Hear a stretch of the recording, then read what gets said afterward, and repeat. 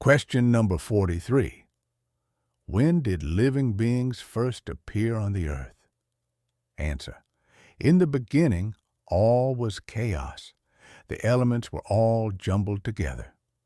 Little by little, each thing settled into its proper place. Then, living beings appropriate for that state of the globe appeared. Question number 44. Where did these living beings come from in order to appear on the earth? Answer. The earth already contained their prototypes, which had been waiting for the favorable moment in order to develop. The organic elements began to combine the moment the force that had kept them apart ceased, thereby forming the prototypes of all living beings. These prototypes then remained latent and inert, like a chrysalis or a seed, until the proper time for each species to appear. Then, the beings of each species came together and reproduced. Question number 45. Where were these organic elements before Earth's formation? Answer.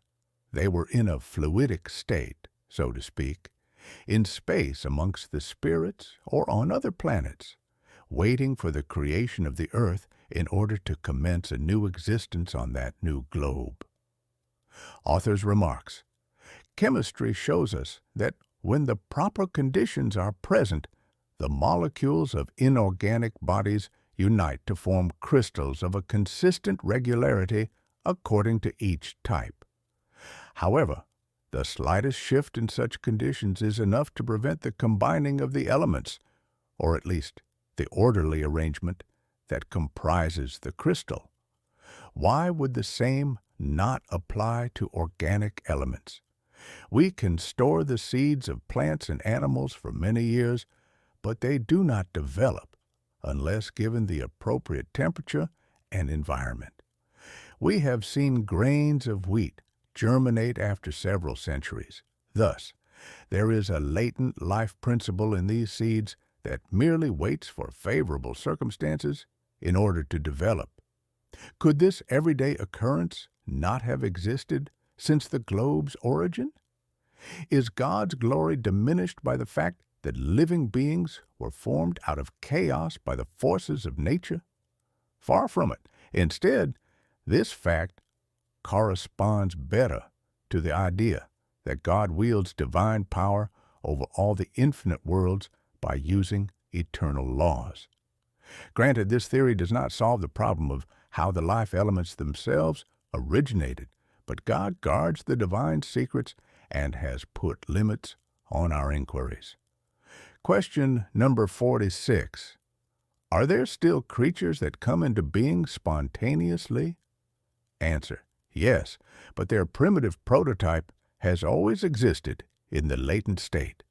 You witness this phenomenon all the time. Don't human and animal tissues contain a multitude of larval prototypes waiting to emerge as soon as the decay needed for their existence begins? It is a microscopic world that slumbers and then awakens. Question number 47. Was the human species among the organic elements on the terrestrial globe?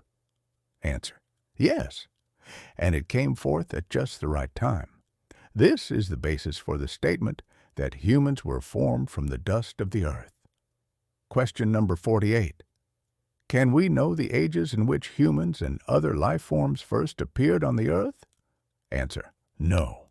All of your calculations are purely speculative. Question number 49. If the prototype of the human species was among the globe's organic elements, why don't human beings continue to appear spontaneously, as they did when they first came into being? Answer. The beginning of things remains one of God's secrets. Nevertheless, we can say that once early humans began to spread out over the earth, they absorbed into themselves the elements needed for their formation in order to pass on these elements according to the laws of reproduction. The same happened with all the other species of living beings